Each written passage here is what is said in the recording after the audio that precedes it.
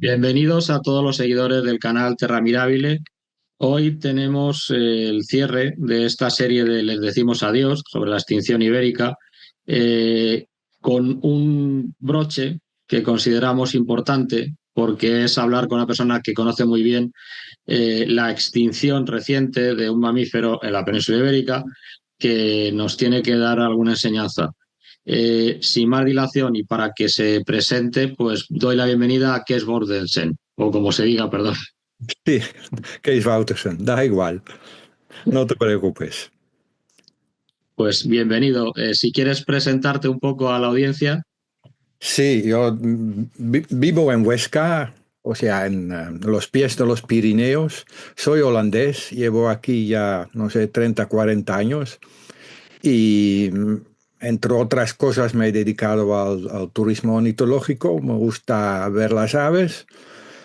Pero tengo muchos intereses, no solo aves, también mamíferos y otras cosas, y también cosas que están totalmente fuera de la naturaleza.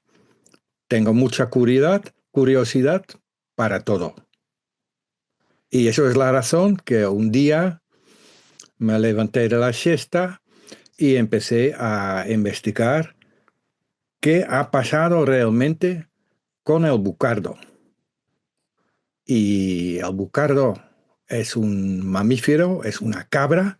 Tengo aquí una imagen, lo voy a coger. Es la cabra pirenaica, es una subespecie de los ibex. Esto es el tamaño real. Esta foto está hecha de un macho en el Museo de Historia Natural de Mainz. El bucardo es el nombre en aragonés, que es la región de aquí, de los Pirineos, donde yo vivo.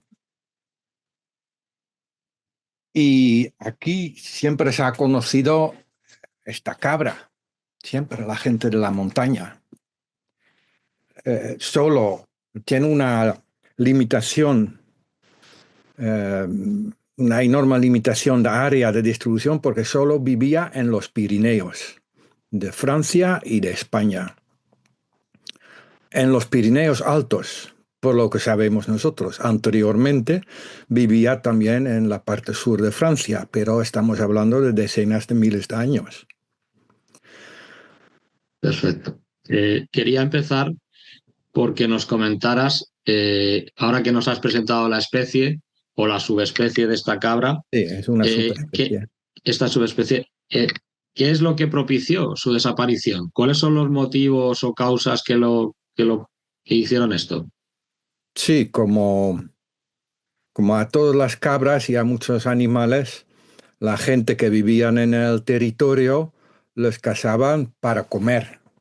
De ahí también hay imágenes, porque hay un libro del siglo XIII, escrito por un francés, un conde francés, que tenía dinero para que la hacía este tipo de grabados.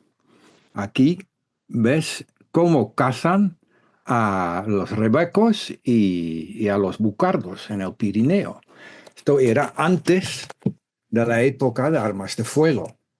Y lo hacían y tampoco era tan difícil. Ellos sabían cómo hacerlo y no era un animal que te daba mucho prestigio de cazar, pero era comida también, ¿sabes?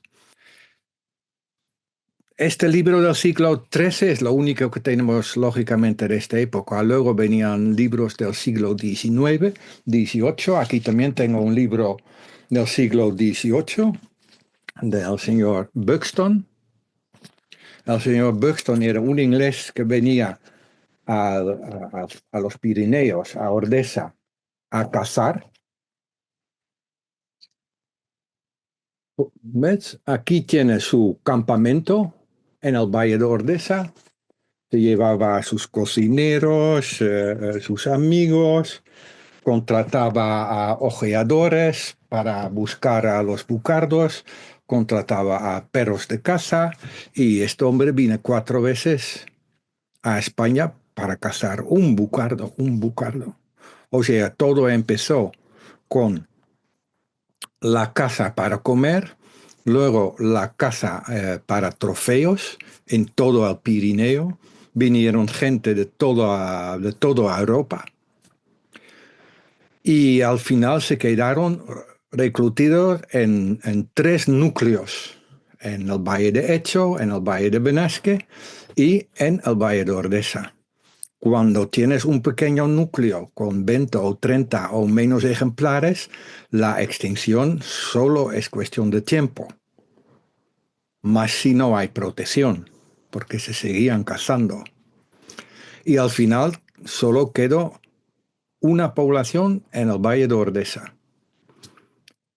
que se hizo famoso entre los cazadores. Y todo el mundo quería cazar al bucardo porque era un trofeo único. Era diferente a otros cabras, tenía un tamaño más grande, sus cuernos tenían un tamaño mayor, sobre todo en la base, los cuernos del macho eran mayor que otros, y como otras cabras de la península tienen una forma diferente, van así, en liro, hacia atrás, no es como el de los Alpes o de otras montañas del viejo mundo. Era un trofeo que todo el mundo deseaba. Valía dinero y valía esfuerzo para venir aquí. El viaje era largo. Desde París, cuando llegó el ferrocarril de París a Pau, podían estar en un día y medio, podían estar en el Pirineo y cazando. Entonces solo tenían que cruzar hacia Ordesa otro día. Si hubieran venido desde el sur, desde Madrid, sería 2 semanas, porque en el siglo XIX España era lo que se llamaba un país retrasado, peligroso, muy peligroso para viajar y difícil de viajar. Y así poco a poco desapareció el bucardo. Hasta ya a finales del siglo XIX, los cazadores mismos decían que igual había que dejarlo, porque se estaba yendo la especie. Y claro, ellos nunca nadie ha tenido la intención de hacer desaparecer al bucardo. Nadie. No los cazadores, ni los locales, ni los políticos. Nadie. Pero desapareció. Entonces, llegó la protección por el año 1913, definitivamente. Posiblemente había furtivos después, durante una temporada. En 1918 pasó otra cosa importante porque se declaró Parque Nacional al Valle de Ordesa, donde quedaban los últimos bucardos. No era solo por el bucardo en absoluto, pero el bucardo era uno de los temas de hacer el Parque Nacional, y a partir de ese momento la idea era, ya que no se caza, se tiene que recuperar. Había pasado algo parecido en los Alpes, con la cabra de los Alpes, el ibex de los Alpes. Habían hecho un parque nacional en el norte de Italia y se recuperó. En Gredos ha pasado lo mismo, dejaron de cazar y se recuperó. Entonces ya en los años 30, 10, 15 años después del Parque Nacional, venían funcionarios de Madrid a ver qué tal va el bucardo. Pero el bucardo no se recuperó. No lo entendían. Y no sabían realmente qué hacer. Pero claro, llegó 1936, la guerra civil. En una guerra nadie piensa en la protección de la naturaleza porque hay otras prioridades. Sobrevivir, por ejemplo. Y esta zona estaba en el frente también. O sea, ya nadie pensaba en el bucardo. Y así poco a poco, una serie de circunstancias, la caza para comer, la caza para trofeos, no solo trofeos, también se cazaba para las colecciones de los museos de historia natural. Cuidado, esos también venían regularmente a Benasque a buscar bucardos y los vendían. De Mainz viene de Benasque vía el Museo de Historia Natural de Toulouse, que los vendían. Casa de trofeos, intención de recuperar el animal, protegiéndole, dándole un sitio protegido, no se recupera. La guerra civil y después de la guerra civil, el secretismo. Nadie hablaba ya del bucardo. Años 40, 50, 60, hasta finales de los años 70. Y con mis investigaciones ha sido una de las cosas más raras. Todo el mundo lo decía en Torla, el pueblo de la gente que se preocuparon durante siglos del bucardo. Ellos lo decían y se veía en las publicaciones también. Y al final aquí en un archivo, el archivo histórico de Huesca, había alguien que un día dejó un fajo de papeles, uno que trabajaba en el Parque Nacional de los años 40 y 50. Y entre ellos había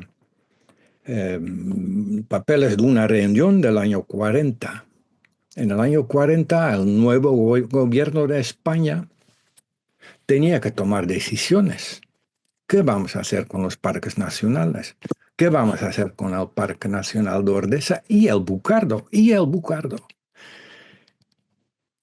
Y la decisión era no hacer nada.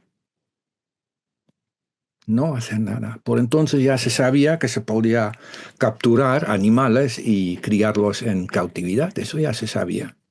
La decisión era no hacer nada.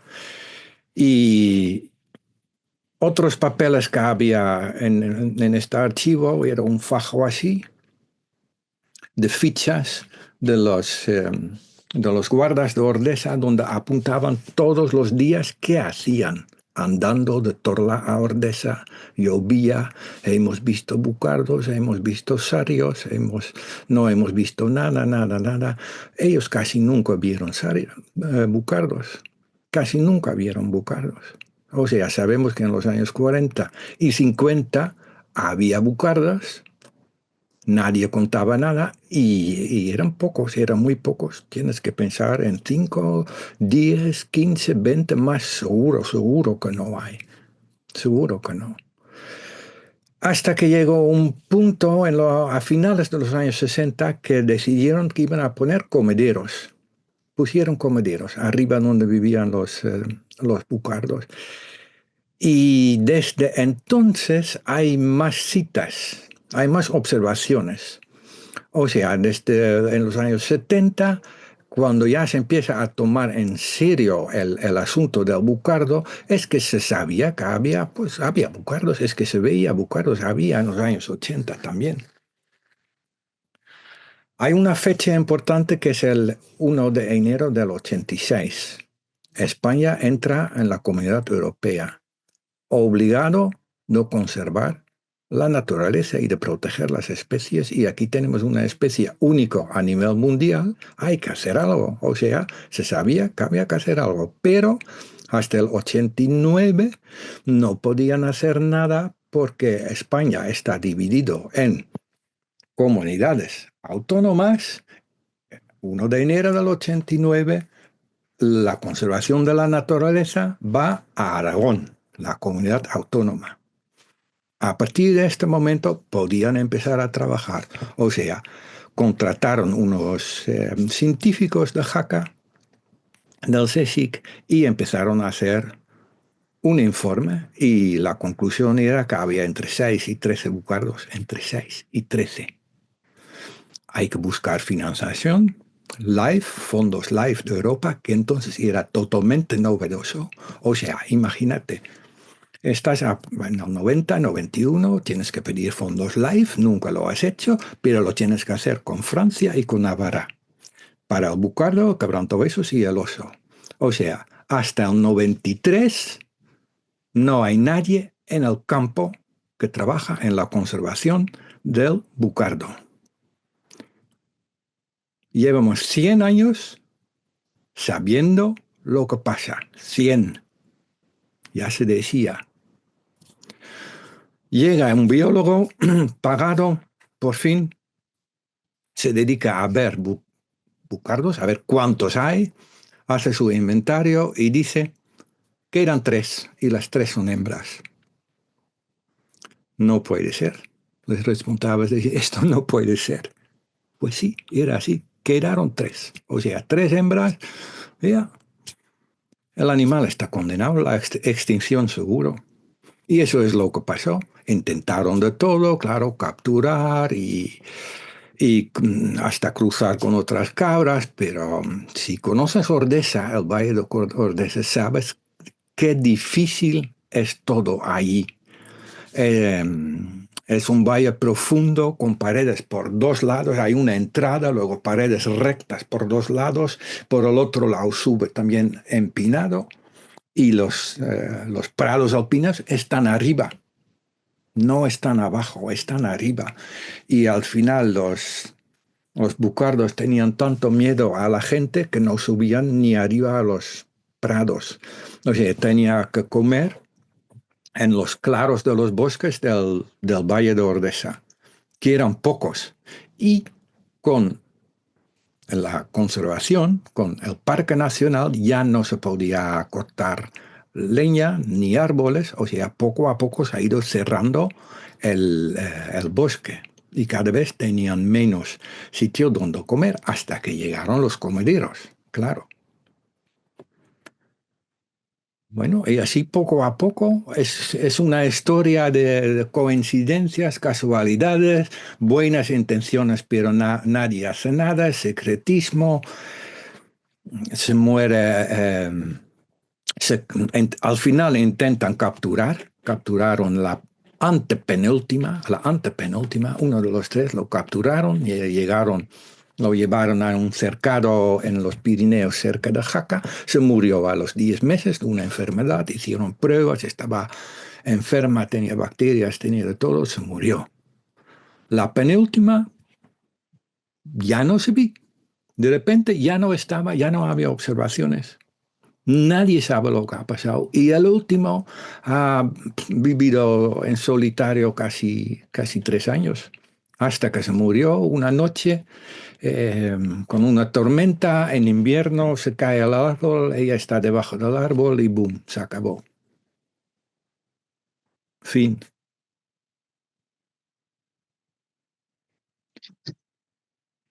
Eso es la historia del bucardo, en pocas palabras. Lo has detallado con toda exactitud.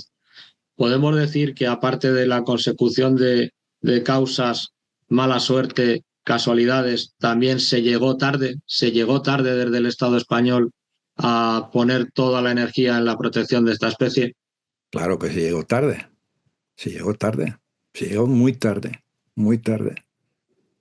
Y me consta que hubo también intentos de hacer algún tipo de regeneración genética o algún experimento que tampoco llegó a buen término, ¿no? Creo que hubo ahí una línea de investigación al respecto. Aparte de todo lo que he contado, la caza ha sido lo más importante, luego la dejadez, pero también hay algo que se llama endogamia. O sea, si un grupo vive durante décadas, o en este caso más de 100 años, aislado, y hablas de 5, 10 adultos, pues tienes endogamia. O sea, las últimas 3 hembras eran muy parecidas entre sí y había un alto grado de endogamia. Pero luego hace 4 o 5 años han hecho un estudio de ADN de uno de los animales que está en un museo en Po y resulta que la endogamia ya empezó hace miles de años. Lo mismo con todas las cabras de la península. Todas las cabras de la península tienen poca variabilidad genética. Y con el bucardo llegó que en los últimos 2, 3 siglos solo había grupos pequeños, o sea, los abuelos con los nietos, los padres con primas. Claro. Y también no tienes que olvidar que para clonar y tener una descendencia fértil necesitas y macho y hembra, no solo una hembra. Lo que van contando es que a partir de ADN muerto, un macho que, a ver, ¿dónde lo cogemos? Se puede fertilizar una cabra doméstica y tener una descendencia, pero claro, han hecho intentos, han tenido eh, pues un, un nacimiento que duró 5 minutos, pero claro, se ahogó. ¿Se han revivido al bucardo? Sí, sí, con un clon, 5 minutos, y se ahogó. Se murió ahogándose. Y ahí lo dejaron. En teoría, si todo esto funcionase, que no lo hace, se podría clonar una hembra y otra y otra y otra y tener 10 hembras, 100 hembras, lo que tú quieras, ¿no? En teoría, pero esa hembra tiene la misma endogamia que el donante, que la última, que no se quedó nunca embarazada y sabemos de la antepenúltima hembra que tenía problemas de endogamia y de quedarse embarazada también. Fantasía. Fantasía que yo pienso que hace mucho mal a la memoria del bucardo. Lo que no se recuerda es lo que yo acabo de contar aquí. Toda esta historia. Yo pienso que se debe de recordar esta historia, la historia de todo lo que ha pasado. Culpables no hay ningún culpable, nadie ha querido hacer mal al bucardo, pero desapareció para siempre. Quizá lo importante de la figura del bucardo es más que revivirlo con fantasías o conciencia, si es posible. No seré yo quien tenga ningún problema al respecto, pero es el aprendizaje a la humanidad de no perder especies, de no llegar tarde. Y ese aprendizaje me consta que allí en donde tú vives tenéis una experiencia museística de divulgación. ¿Puedes hablarnos de cómo Sí, desarrolláis esta acción? sí, mira, en el pueblo de Torla, que pertenece a Ordesa, Ordesa pertenece a Torla, ahora el pueblo se llama Torla Ordesa, viven 250, 300 personas, es un pequeño pueblo de alta montaña. Ellos siempre ayudaron a los cazadores, lógicamente, contrataron allí a la gente. Los cazadores necesitaban gente para ayudar y perros. Los bucardos siempre han tenido miedo a los perros. Los guardas, los últimos guardas que han visto bucardos vivos, que ya son varias generaciones que no se cazaba, siempre han tenido miedo a los perros. Este pueblo es un poco traumático la pérdida del bucardo, porque ellos han hecho todo lo que han podido para que se recuperase. Y lo van hablando de padres e hijos y de abuelos a nietos, los nietos que ahora ya nunca han visto ni podrán ver el bucardo. Entonces ellos tienen mucho interés en la historia del bucardo. Algunos naturalistas también, un poco gente de mi edad, que ya conocen las historias del bucardo, porque eh, cuando el proyecto de la conservación también había muchos mensajes en la prensa local, que eso antes no pasaba. Y se trabajó también en explicar el proyecto, algo que ahora es habitual. Todo el mundo que tiene un proyecto de quebrantahuesos, de lo que sea, habla de local, hace folletos, da charlas, va a la prensa. Eso antes no pasaba. Con el bucardo eso era novedoso. Y para la gente del pueblo es difícil, es difícil. Y entonces, hablando con ellos, la idea era hacer un pequeño museo. Resultó, cuando yo empecé a investigar, no lo sabía, que la última bucarda, que llamaron Laña en el pueblo, todo el mundo lo llamaba Laña, estaba disecado en Zaragoza. O sea, me fui a la persona que lo había disecado, tenía ahí su trabajo y estaba trabajando y con otros animales disecados. Y dice, sí, sí, aquí lo tengo, está pagado, pero nadie lo viene a buscar. Digo, ah. Entonces, hablando con el alcalde de Torla, digo, hay que hacer un museo. Solo con este animal, ya tienes un museo, pones unos paneles, cosas alrededor. Tienes un pequeño museo, puedes contar algo, puedes contar la historia de un animal que ha desaparecido. Ahí hay mucho interés. Y al final sí hice esto. Entonces hay un pequeño museo dentro del centro de visitantes del Parque Nacional de Ordesa, en Torla, en el pueblo de Torla, en la carretera, justo cuando vas a Ordesa, con vistas a Ordesa, y todo el mundo lo puede ver. Hicimos un folleto al principio con laña, ahí, maravillosamente disecada, con unos paneles, unos dibujos que han hecho los niños de la escuela, un grabado antiguo de uno de los cazadores, que también tiene su historia, otras réplicas de otros animales extinguidos, el dodo, por ejemplo, y ahí está. Y mi consejo es a todo el mundo ir al pequeño museo a verla, a ver a Laña y a recordar la historia de lo que ha pasado. Es una historia que es necesaria, igual que forma parte de la educación ambiental, explicar que tenemos que respetar la naturaleza, también aunque sea duro, tenemos que explicar lo que sucede cuando no protegemos adecuadamente la naturaleza.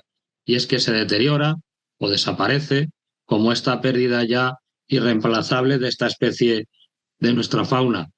Quería que nos comentaras un poco cómo perciben los chavales cuando visitan los colegios, la gente joven, esta noticia. Debe de dejar en ellos una impresión fuerte, ¿no? A ver, yo pienso que aquí es que nadie trabaja en el Bucardo.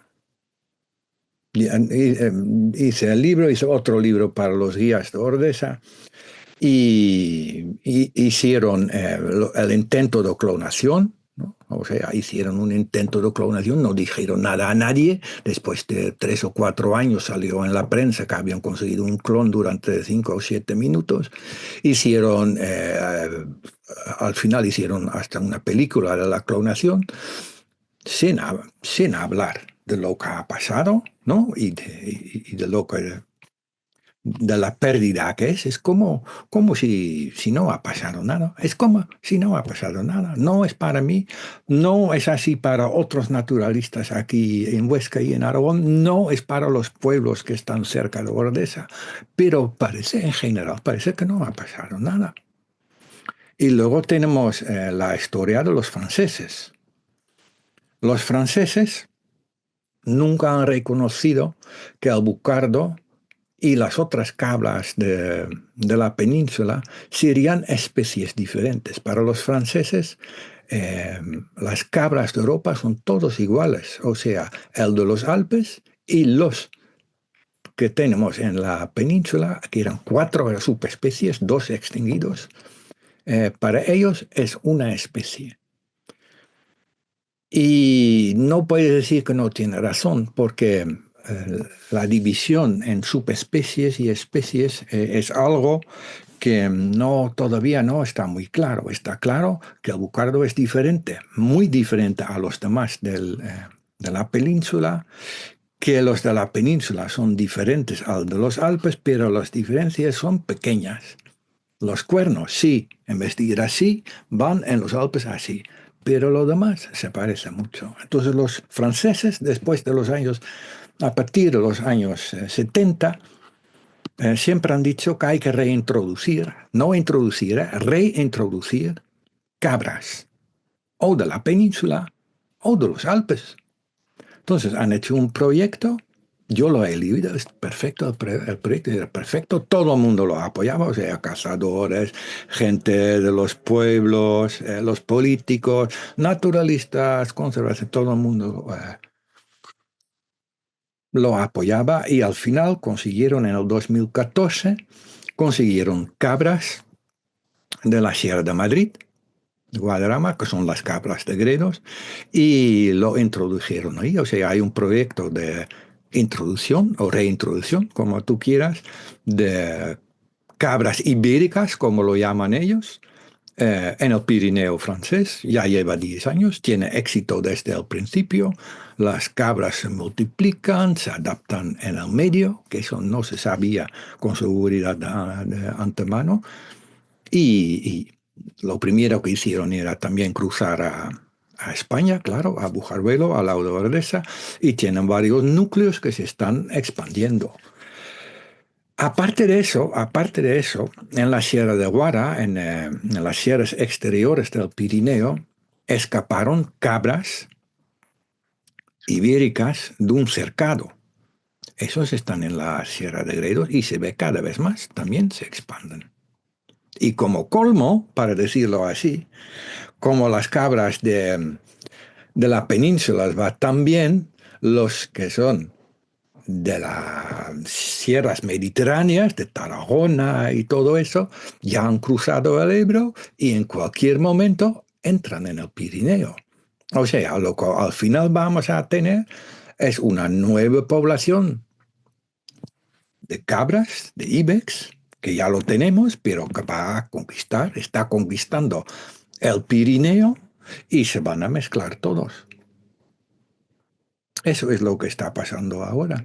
O sea, eh, estas cabras están ocupando el nicho ecológico del bucardo. Podrías decir que está recuperando la cabra de los Pirineos. Pero, como dice la gente de Torla, estas cabras son muy pequeñas.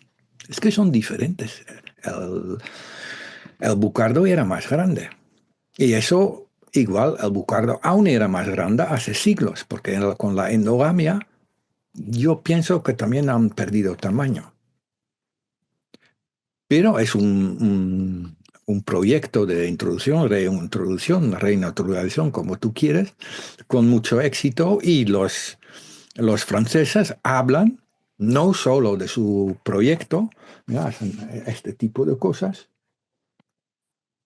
para los niños, pero también hablan del bucardo, claro. Ellos hablan de toda la historia, el bucardo que vivía en los Pirineos, que les ha pasado esto y tal, y luego han reintroducido y tenemos que cuidar a los nuevos que hay. Eso es la historia que cuentan en el otro lado de los Pirineos, que aquí en España casi nadie lo sabe porque nadie habla, como si no existiera. Es curioso, ¿no?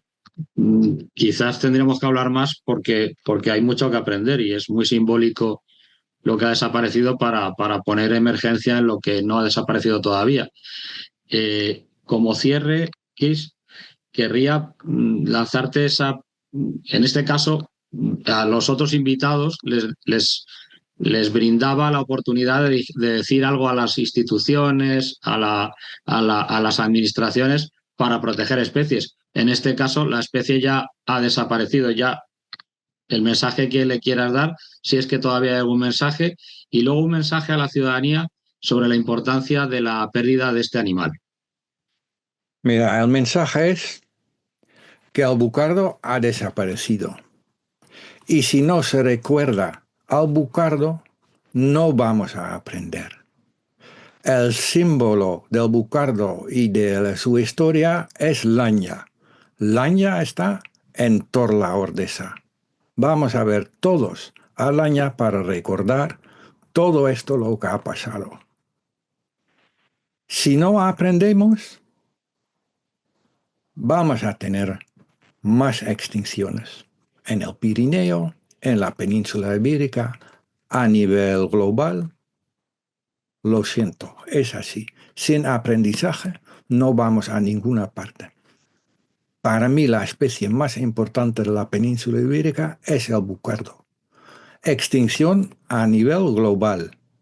No se habla del tema. No hay material escolar. Hay un pequeño museo porque muy poca gente se empeñaron a eso. Contracorriente política. Eso es lo que hay que hacer. Pero tiene que salir y de la ciudadanía, o sea, de los naturalistas, y no de los naturalistas de mi edad, pero de los naturalistas jóvenes, y lo deberían de trasladar a los políticos. Aquí funciona todo así. Hay mucho dinero para la conservación de la naturaleza, que viene desde Bruselas, que viene de Madrid, que viene de las autonomías. Hay que buscar un poquito para hacer material educativo y para llegar a la gente joven sobre todo. Son los que podrían cambiar algo. Pues con este mensaje vamos a cerrar esta entrevista, que yo creo que es un cierre perfecto para que todos aquellos que han seguido esta serie documental de Les decimos adiós tomen debida nota. Es tan importante como lo que está todavía por conservar, recordar lo que se perdió para saber lo que se puede perder. En ese sentido, pues toda tu labor de divulgación, el mensaje contundente que has lanzado y el trabajo que has realizado, pues desde aquí te lo agradecemos y sobre todo te damos las gracias por haberte brindado a realizar esta entrevista. Muchas gracias, Kir. De nada, a vosotros.